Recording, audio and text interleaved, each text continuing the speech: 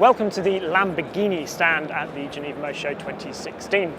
And here we have the Centenario. Now, Lamborghini has been pretty good over the years at sort of producing these very limited run versions of cars that sort of already exist. We had the Reventon to start with, the Sesto Elemento, the Aventador J. We did quite a cool video of that, so look that up elsewhere on our channel.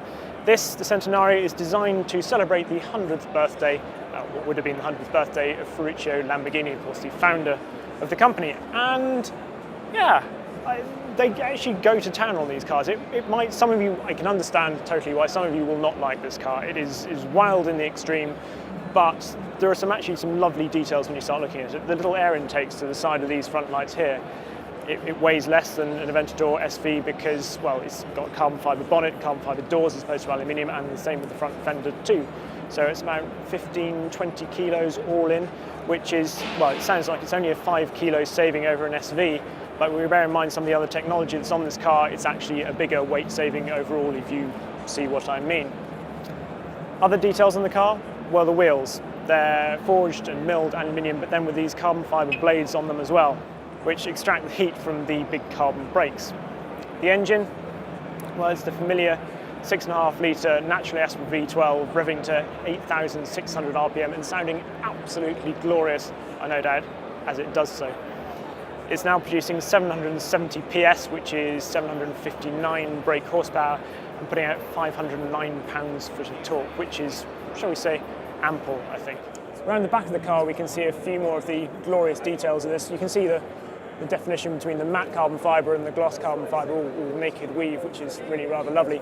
Obviously, we've got a huge diffuser here. I love the fact that you can see the rear tyre exposed with this cutaway into the diffuser there, which looks absolutely gorgeous.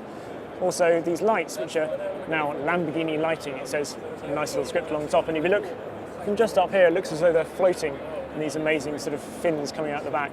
All very nice indeed. The rear wing as well is now on hydraulic struts, so think sort of McLaren P1, the way that rises up like that.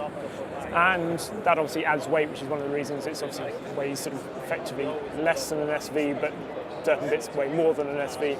The other thing is it's now got rear wheel steering, which we know is something that's worked exceptionally well on the latest 991 generation of 911s. And they've developed this new P0 tyre to go with that. We're going to have a look inside in a second, but I just wanted to mention a couple of other things whilst we're here on the stand.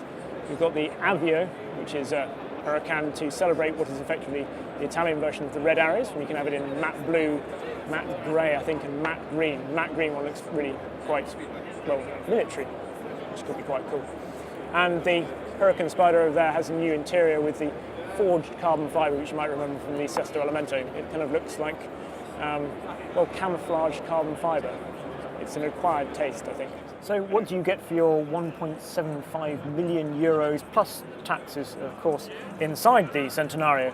Well, the big news is that you get a 10-inch touchscreen in the middle, which is quite a big departure really for the Aventador. It means they've had to totally redesign this centre console here, and it does make the interior look much more modern, I have to say.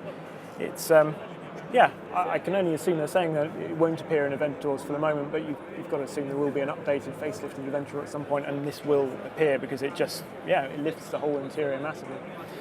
Sitting here, the car will do 0 to 62 miles an hour in 2.8 seconds and go on to 300 kilometers an hour, 186 miles an hour in 23.5 seconds, which is just the 10 seconds slower than the new Chiron, which I think says more about the Chiron than it does sort of denigrate this in any way. Everything else, well, some lovely stitching in here, as you would expect, and apart from that, it's fairly much Aventador fare. The seats, they do actually feel slightly more comfortable than the Aventador seats, which is rather nice, still very hard, and you've got these enormous great paddles here, which are such a feature of the car. The gearbox is still the 7-speed ISR independent shifting rod gearbox, which is a single clutch gearbox, and yeah, it can be fairly brutal, but the same different shift nodes as well. The big news as well is that the steering, whilst it's still the dynamic steering, which we've been fairly sort of, well, critical of, let's face it, in the past, it's also now tuned with this new rear wheel steering, so it'll be interesting to see how that feels. We know it can make a car feel much lighter and much more agile, so that will be interesting if we ever get to drive one, which I sincerely hope we do. So there we go, that is the new Centenario. Let us know what you think on Twitter and Facebook and all those sorts of things, and don't forget to subscribe to the channel as ever. Thank you very much for watching.